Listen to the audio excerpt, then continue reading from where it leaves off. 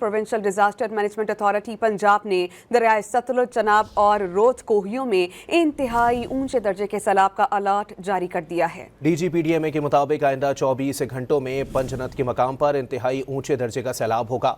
दरियाए सतलुज, गंडा सिंहवाला पर इंतहाई ऊंचे दर्जे के सैलाब की सूरत हाल बरकरार रहेगी, जबकि 7 से 9 सितंबर के दौरान DG खान और राजनपुर के रोदकोबियों में भी सैलाब का खदशा है।